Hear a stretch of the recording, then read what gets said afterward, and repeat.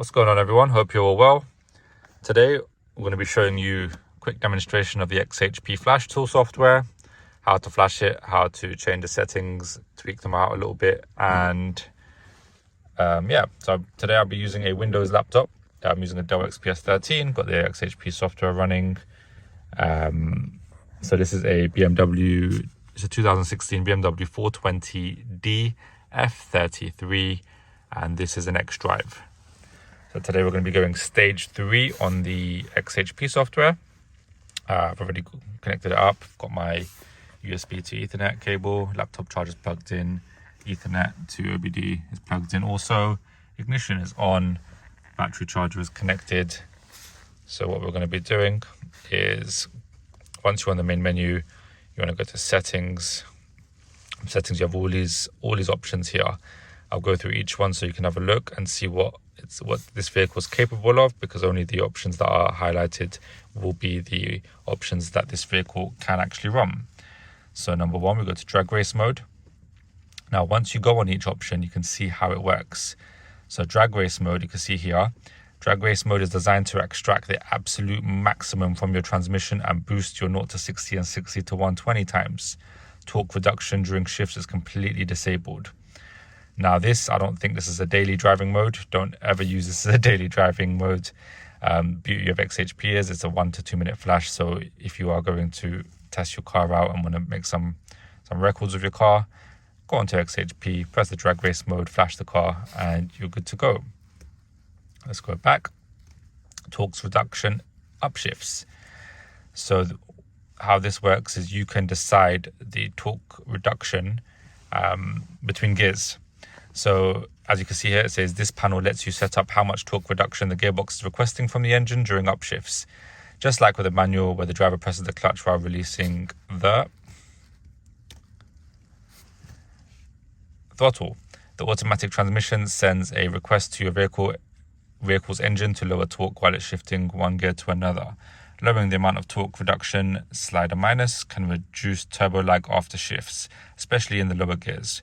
Raising the torque reduction, slider plus, can produce faster, crisper, and more audible shifts. The main purpose of this function is to fine-tune your shifts to your current engine setup, as every aftermarket component or tune slightly alters the behavior of the engine during shifts. Now this is going to be a trial and error. You're going to have to go through all the settings, try it out, flash it, try it out, flash it, try it out, flash it, until you get it right.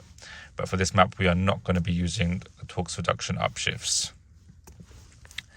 Custom launch control. This is a popular one that people go for, especially when they want to shoot off from, let's say, traffic lights or from standstill. Launch control is a 2-step process. The amount of boost torque your car is allowed to build while the brake is depressed is set up with the set launch torque slider. Now you can decide here how much torque your launch will have from when you're doing your launch control. You can override your brake boost protection. Now this vehicle is only going to go stage 1 on the DME ECU, so I wouldn't recommend pushing the launch control too much. We don't want to put too much strain on the transmission, even though the transmission can handle it, because XHP would not release something it can't handle. Let's go back here. Shift map editor. Now you can find 4 different presets, from relaxed to sportive plus, to easily alter the shift points of your transmission. Now this, you can change your shift maps, whether it's in drive mode or sport mode. You can, for example, if I go to there, click there, D mode, it can be neutral, sportive, relaxed plus, sportive plus, custom 1. We're not going to be using shift maps today, but it's a nice feature. I've used it on a few other cars in the past, and it does come in handy. Max RPM does what it says in the name. So what we do is we can click on that. We can use this panel to set up your wide open throttle shift points for each gear. The kickdown switch is inactive, separate for drive and sport mode and M mode. Settings for kickdown active will stay stock. Now, for example, what we want to do, gears 1 to 2 in drive mode, when you wide open throttle it, 4,000 RPM, change. We could change that to, let's say, 4,200, which is sport mode stock, and then sport to 4,500, and then manual to 4,000, just so on. You get the drift. But yeah, it's a nice thing to have, especially if you want to get the most out of your engine map. Turn that off. Use stock shift maps, similar to the actual shift map editor, But instead of using the XHP stage 3 software's shift maps, you're going to use the stock ones. Take off in second gear as standard. It's a nice feature for racing. Does what it says on the tin. It's taking off in second gear rather than first. Throttle blips in manual mode.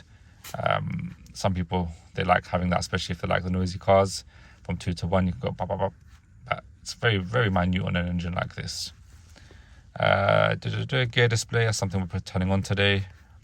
So in D mode, when that's in D, you'll see D1, D2, which you don't see right now. Let's save this. That's on. Torque limits per gear.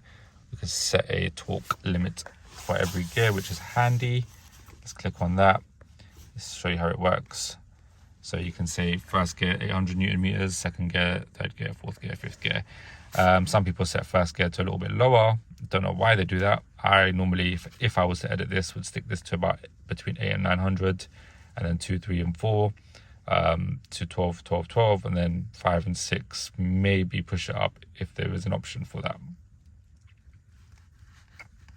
Let's go back. Switch off sport mode and cruise.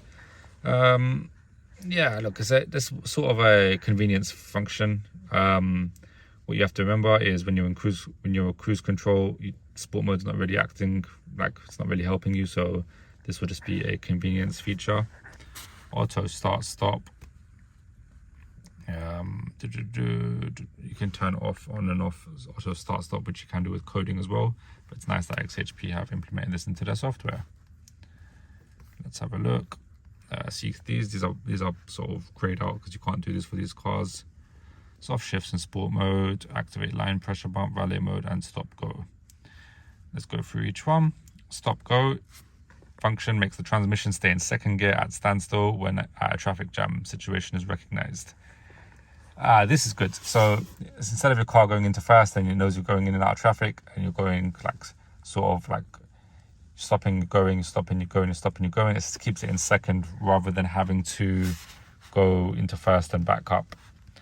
Valet mode. So valet kids mode, they call it. Don't think they put that on the option. Limits your vehicle power. So your limit is like 2,500 to 3,000. Now, I wouldn't say everybody will do this. Probably a handful of people will do this. Let's say you're going out. You have to give your car to somebody to look after, like a valet. That's what it says on the tin. Or somebody, let's say you got a child and they just passed their test and you don't want them to take advantage of the vehicle. Valet mode helps a lot. This will limit your RPM so they can't put their foot down and try and violate your car. Let's go back, and yeah, so that's everything on this side. So what I'm going to be doing on the flash settings today is gear select, gear display, sorry. We're going to go back. I'm going to click on this lightning bolt button. We're going to go to flash. We're going to click on stage 3. This is their stock settings for stage 3. Have a quick look at that. You can pause it now if you want to read more. We're going to press flash. Do you want to apply custom flash settings? Yes. The latest version, which was released this week, March 2023. We click on that, and it's checking prerequisites.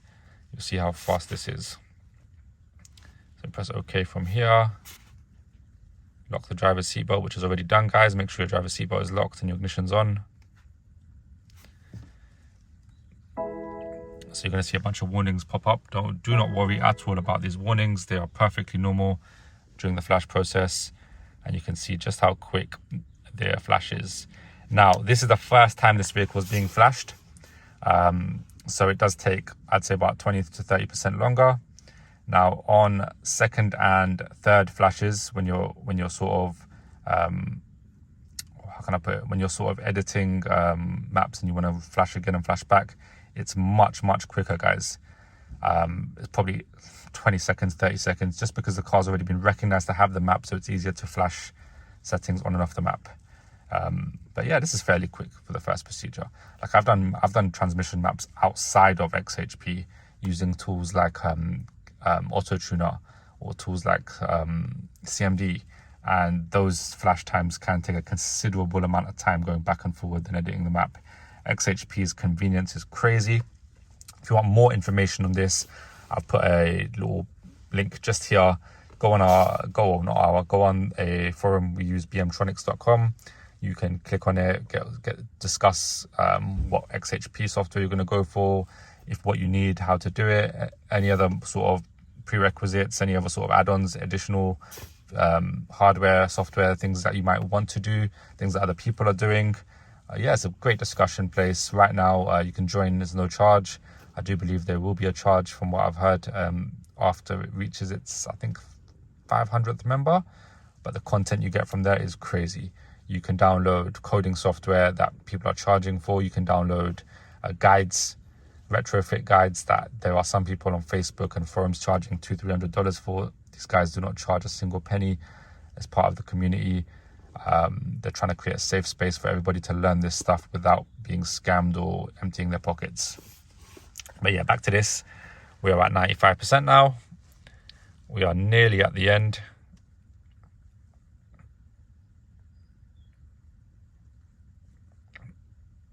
There we go. It's restoring the coding after the flash.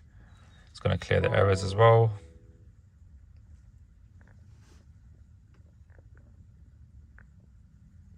Success. So the gearbox flash is done. Want to see the summary? This is the flash summary. It took 2 minutes and 26 seconds. It's got custom flash settings. This is the time of the day it happened at. This is the stage 3 version 1.3. Now this is what we've got with this flash. We've got gear display in all modes. Electronic torque limiter removed. There is no more torque limiter on this ZF8 gearbox. Modified shift points in D and comfort, faster shifting overall, even faster, harder shifting in sport mode compared to stage 2, improved downshifts, faster response, throttle blips in M Sport. Transmission will use faster shift mode when DTC or DSC off is selected. Slightly raised max RPM, removed automatic upshifting in M Sport and M Sport Plus. The map is compatible to cars with and without Sport Automatic SA2TB, which is the identifying code. Both variants achieve the same performance. Amazing. So guys, that is a quick sort of guide to XHP. We flashed this 420D xDrive today. If you have any questions, feel free to comment in the comment section down below there. But yeah, thanks for watching. Please make sure you like and subscribe. And yeah, until next time, if there's anything in particular you want to see with XHP or boot mode or anything else, coding softwares, let us know in the comments and we're happy to help. Thank you.